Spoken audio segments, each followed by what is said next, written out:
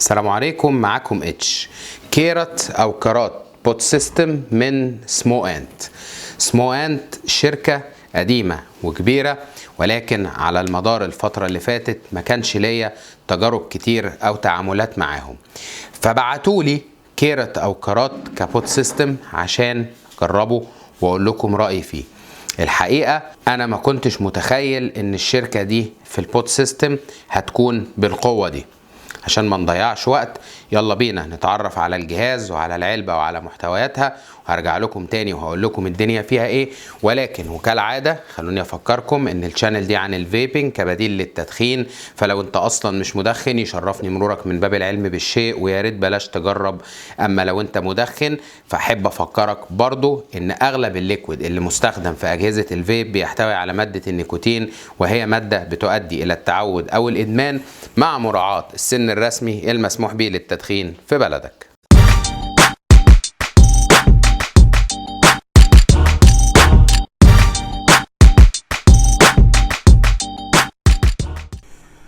دي علبة الكارات من سمو انت، طبعا كالعادة بوت سيستم. العلبة مش هيبقى فيها كلام كتير، هنا في ستيكر مكتوب عليه لون الجهاز اللي جوه، لان اللون اللي بره على العلبة ده لا يعبر عن اللون بتاع الجهاز.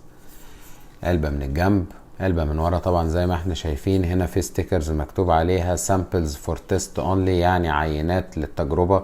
اكيد دي مش هتلاقوها في المنتج اللي انتوا هتشتروه. هنا عندي وكالعادة ستيكر بتاع السكراتش كود اللي بتدخله على الويب سايت بتاعهم عشان تتأكد ان المنتج اللي معاك اصلي. وعلى ظهر العلبة مواصفات الجهاز ومحتويات العلبة. المقاومة بتاعة الكوارتز كويل اللي جاي جواه 1.3 اوم. سعة البطارية 370 ملي امبير.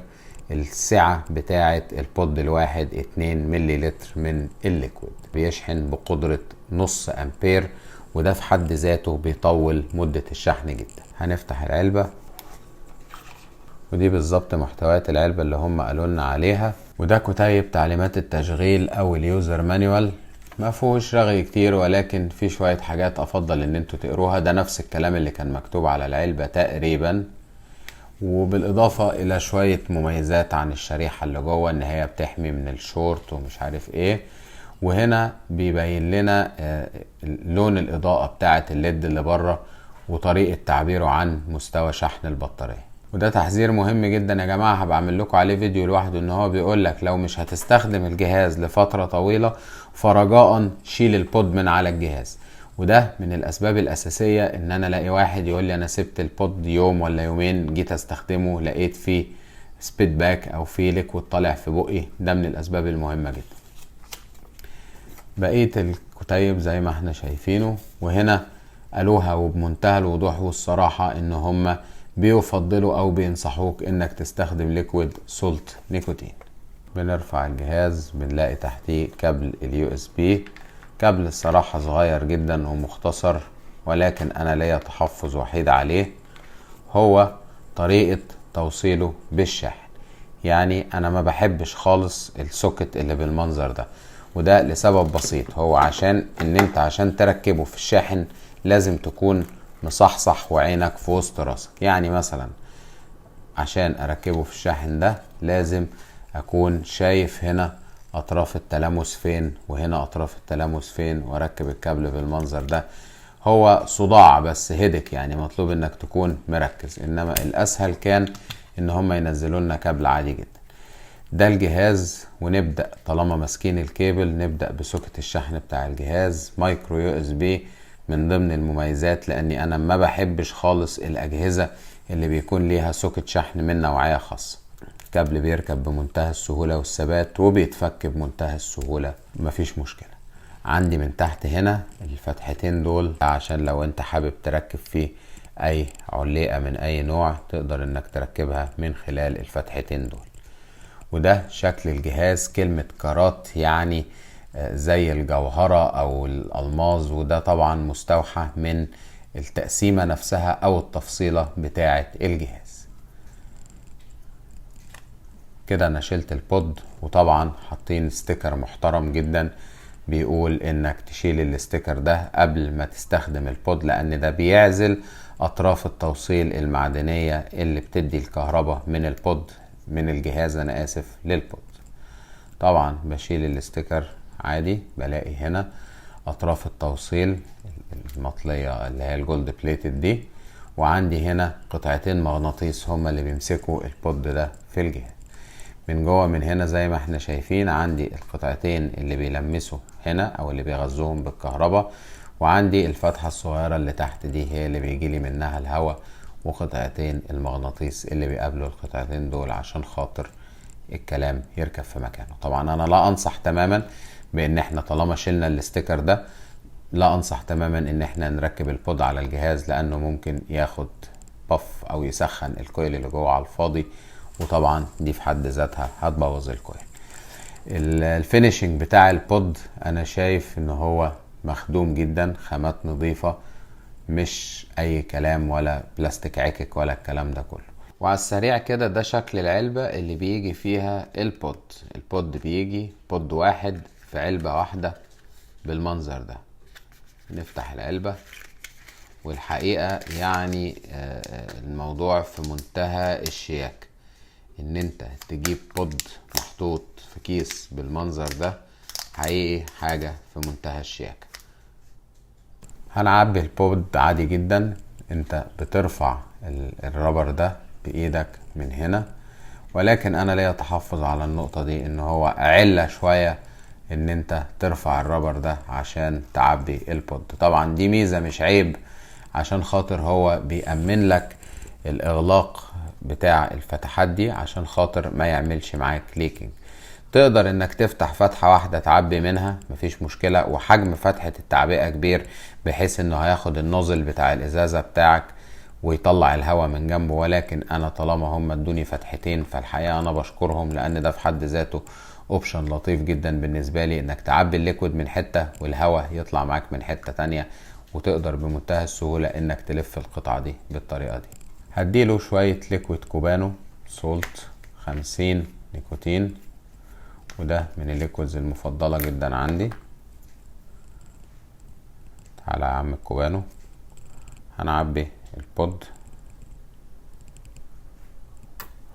وكالعادة انا ما بحبش اني انا اعبي البود كله، لان ممكن لا قدر الله يكون في اي عيب تصنيع او حاجة في البود، ففي الحالة اللي زي دي انا هخسر كمية ليكويد كبيرة.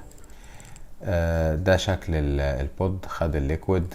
هبدأ اني انا اقفل الفتحتين، ادي واحدة وادي التانية، وهسيبه على كده يعمل ويكينج لنفسه. والحقيقة يعني انا في بود تاني كنت جربت عبيته، واول ما عبيته دخلت خبطته على طول اشتغلت بيه، وكان الاداء اكثر من رائع. البود تقريبا عمل ويكينج في حوالي نص دقيقة. بعدين بركب البود على الجهاز بالشكل ده. اول ما ركبته زي ما احنا شفنا اللمبة نورت، وكده الجهاز جاهز ان هو نستخدمه. ودي كانت نظرة سريعة على الكارات بوت سيستم من سمو انت. يلا بينا اقول لكم الدنيا فيها ايه. حاجات بسيطة لولاها وبدون مبالغة كنت فعلا قلت على الكيرت او كارات ده افضل بوت سيستم وقع في ايدي في سنة 2018. ولكن خلونا نتكلم كده باختصار عن النقط اللي انا شفتها مع الجهاز ده. اولا النفس بتاعه او سحبته فعلا ضيقه جدا، وبتحاكي السيجاره للناس اللي بتحب النفس الضيق او السحبه الضيقه. الفليفر اللي انا خدته من البودز بتاعه الجهاز ده حببتني في فليفرز انا اساسا كنت راكنها او كنت راميها او كنت ما بستخدمهاش لاني ما كنتش حاببها. الكوارتز كويل اللي هم بيتكلموا عنه حقيقي انا كنت اتمنى ان هم يشرحوا لنا اكتر عن طريقة تركيبه، ولكن هم اكتفوا بان هم يقولوا كوارتز كويل. الكويل ده ناجح جدا جدا في توصيل الفليفر، ولكن ليا تحفظات على الجهاز وعلى الكويلز دي. هي باختصار ان العمر الافتراضي بتاع البود او بتاع الكويل اللي جوه البود قصير، يعني بعد 4-5 مرات ريفيل بالكتير هتبدأ تلاقي الفليفر مش باين معاك خالص. هو ما بيوصلش لمرحله او ما وصلش معايا لمرحله ان هو يديني دراي هيت ولكن او يديني طعم محروق، ولكن الفليفر بيختفي تماما، بحس ان انا بشرب جليسرين فقط لا غير. الحاجة التانية البطارية بتاعة الجهاز، انا حاسس ان هي مش بالكفاءة اللي انا كنت متخيلها. الجهاز بدون مبالغة انا بشحنه مرتين في اليوم. ان هو يعمل دايرة الشحن بتاعة الجهاز تشحن بقدرة نص امبير وانت عارف ان الجهاز بتاعك بطاريته هتفضى بسرعة، انا كنت اعتقد ان النص امبير دي لو زادت شوية ممكن تقلل زمن الشحن عن نص ساعة. الجهاز من وقت ما بيدي باتري امتي او بيدي لك الاشارة ان البطارية فاضية لغاية ما بيتحط على الشاحن وبيدي لك الاشارة ان البطارية فل بياخد في حدود 30-35 دقيقة.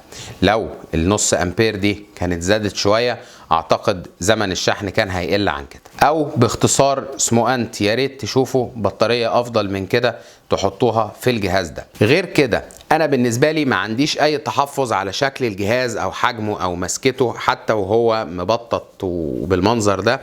طبعا هو كارات مستوحاة من شكل الالماظ او الدايموند او الكريستال اللي هو شكل الجهاز، ولكن انا عن نفسي واعتقد في ناس كتير ممكن تشاركني نفس الرأي، اي مدخن سجاير بيلجأ لبود سيستم او فيب ماوث تو لانج بيفضل انه يكون الجهاز على شكل قريب شوية او محاكي للسيجارة.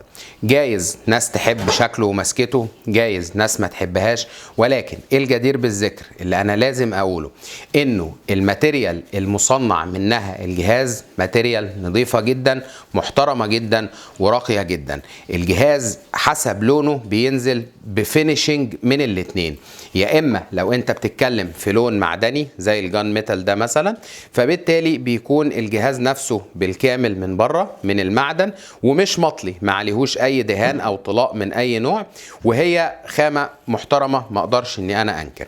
اما لو انت بتتكلم في جهاز ملون او مطلي او مصبوغ او مدهون بغض النظر هنسميها ايه، برضو لازم اقول انه الفينيشنج او الخامة نفسها بتاعة البينت اللي على الجهاز محترمة، ما بتتقشرش ما بتتمسحش بسهولة، رغم ان انا عملت الجهاز معاملة قاسية شوية ولكن البينت اللي عليه ولا اتمسح ولا اتخدش ولا اي حاجة. وجود فتحتين لتعبئة البود من تحت، واحدة تعبي منها ليكويد والتانية تطلع الهواء، دي انا بعتبرها من المميزات العبقرية اللي انا بتمنى ان كل الشركات اللي بتنتج بود سيستمز تكون عاملة الموضوع ده، عشان النوزل نفسه او البوز بتاع الازازة بتاعة الليكويد بيكون صغير والفتحة بتكون صغيرة، فبالتالي لو مفيش فتحة تانية يخرج منها الهواء وانت بتعبي البود بتلاقي الليكويد طالع لك تاني. المغناطيس اللي في الجهاز وفي البود اللي بيقابلوا بعض وبيمسكوا في بعض يمسكوا بشدة، ما فيش اي لوزنج، ما فيش اي حاجة بتقع بتتلخلخ بتشخلل، الكلام ده مش موجود خالص. نقطة اخيرة ومهمة جدا، بود بسعة 2 مليلتر من الليكويد قد يكون سلاح ذو حدين بالنسبة للناس اللي بتمل من كتر التعبية والفك والتركيب وعايز يعبي البود بالليكويد ويكمل معاه اليوم او يوم ونص او الكلام ده. 2 مليلتر من الليكويد انا شايف ان هي كمية اكثر من رائعة، ولكن نقطة مهمة هم الشركة نفسهم نبهوا عليها وانا بنبه عليها لكل مستخدمي الفيب او البود سيستم او الفيب كله بصفة عامة، ما تجيش تعبي بود او تانك ليكويد وتركنه وترجع بعد كده تقول اصل ده عمل ليكينج او عمل سبيد باك. طبيعي نظام عمل الجهاز هو عبارة عن قطن بيشرب الليكويد من ناحية عشان يرجع يتبخر وحضرتك تاخد البخار اللي طالع ده. انما لو انت سبت الليكويد جوه على الكويل ده زي ما بقول سواء في بود سيستم او في غيره، طبيعي جدا انه يشرب القطن ده يشرب الليكويد ويطلعه من الناحية التانية. الناحية التانية دي بتكون يا اما فتحة الهواء اللي بيدخل منها الهواء اصلا للتانك او للبود ده، او الفتحة اللي حضرتك بتسحب منها الفيب او البخار. فرجاء لو هتركن الجهاز او هتسيبه شوية مش هتستخدمه او حاجة، حاول ان انت تكون مفضي البود او التانك من الليكويد اللي فيه، او على الاقل تفكه بره الجهاز عشان ما يعملش ليكينج على الجهاز اللي انت بتستخدمه، سواء كان مود او سواء كان البوت سيستم نفسه، يرجع الليكينج ده يدخل جوه الجهاز، نرجع بعد كده نقول يا ريت اللي جرى مكان. شكرا سمو انت، شكرا ليكم، اشوفكم على خير ان شاء الله في فيديو جديد، ويلا نلحق نفسنا.